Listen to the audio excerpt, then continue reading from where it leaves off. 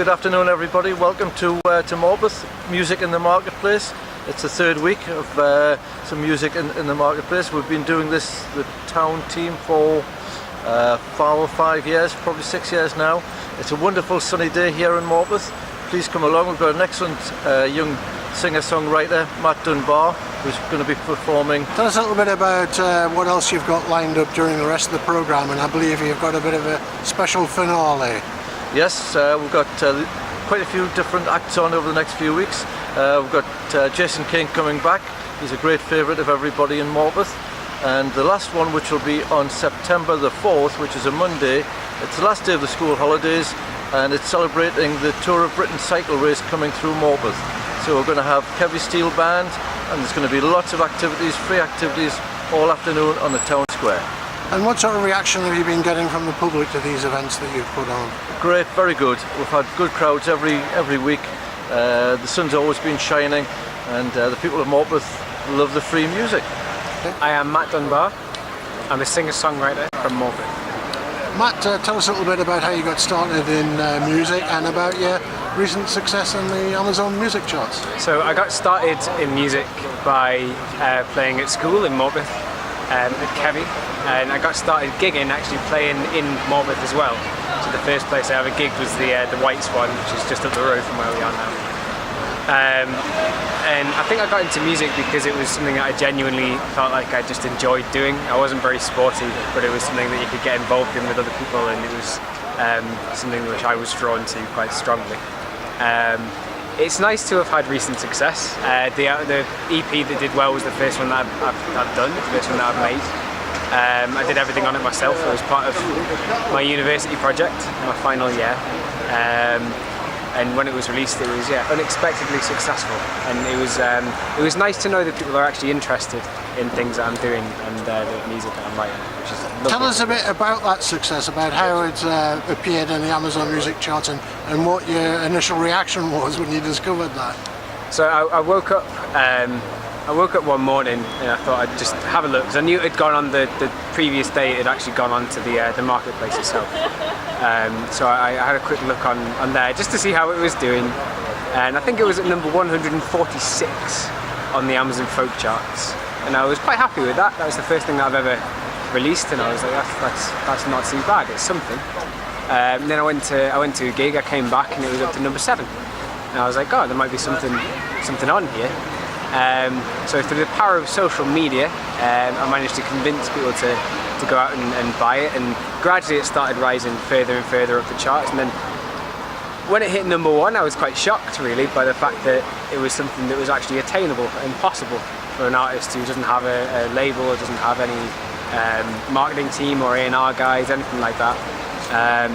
And then it started going up on the main charts as well. So while it was number 1 on the folk charts, it started going up and up in the main charts, and I think eventually it ended up at number 5, just underneath Ed Sheeran and Rag & Bone Man, who released deluxe albums themselves, so that's kind of cheating. But yeah, so I was shocked really, and I was kind of in disbelief. And have you had any reaction from the mainstream music business? Anybody in the industry? There's been a few magazines and publications that have got in touch and given very good reviews of the stuff that I've done. R&R magazine, or R2 magazine, as it was formerly known, gave a nice review of the stuff that I've done. It's difficult to try and find the contacts for mainstream music, but I'm quite happy just playing my own stuff and getting recognition from other people. I'm going on a small tour in September time, playing in Durham and York and Newcastle. And what do you enjoy most? Is it the writing side of it, the producing music side of it, or the creation, the writing? I enjoy the variety actually. The variety is what I enjoy more than anything. So it's I enjoy them all on a similar level.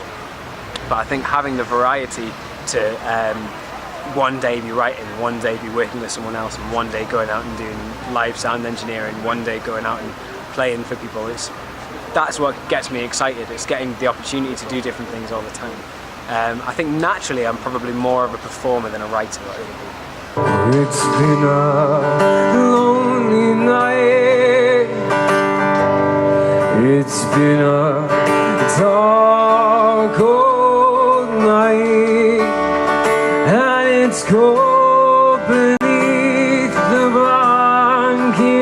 my soul.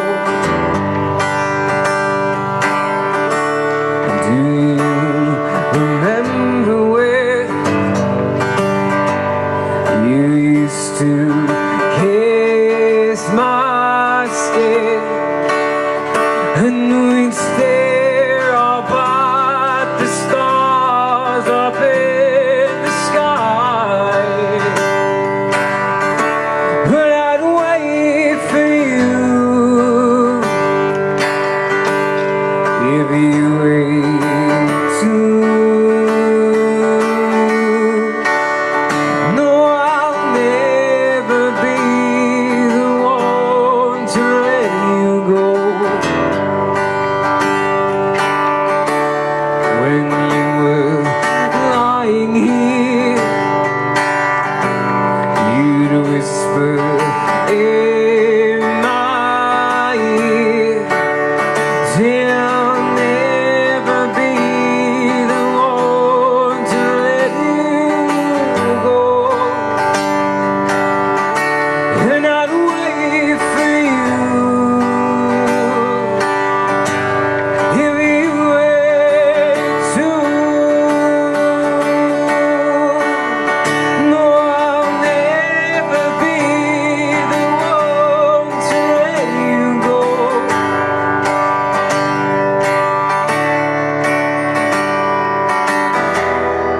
And I don't know where to go from here.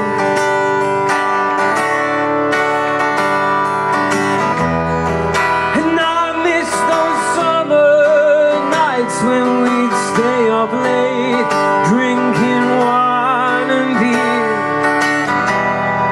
And I don't know where to go from here.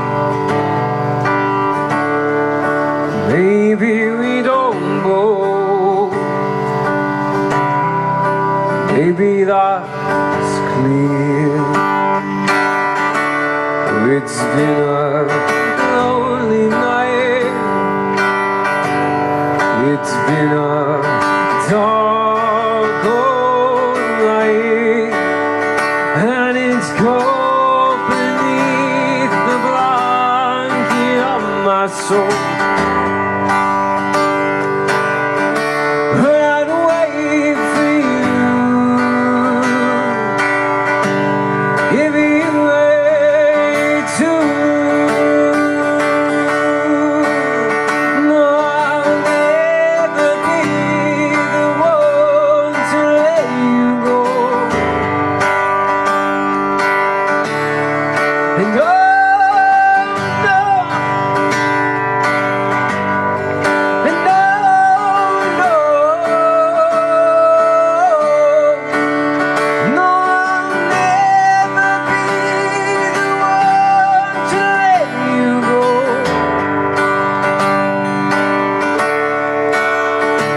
And oh, and oh,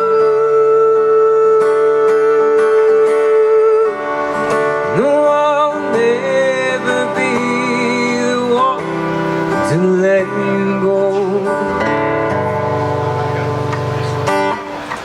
Thank you.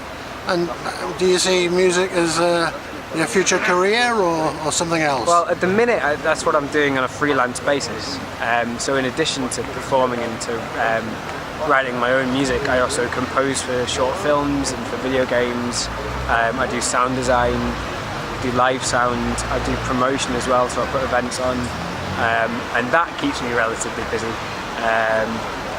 And what about playing here in Morpeth? What's that like? It's lovely to play in Morpeth, especially in the marketplace. I actually played here when I was in a band about 6 years ago. That was the last time that I played in the marketplace, and that was really enjoyable. I loved doing it. I always said that I wanted to come back. So it's lovely to get to play kind of outside for the people in my hometown. Even if it is in the rain? Even if it is in the rain. That's British summer. No, the vampires walking down the valley, they move westbound Ventura Boulevard, and the bad boys standing in the shadows, and the good girls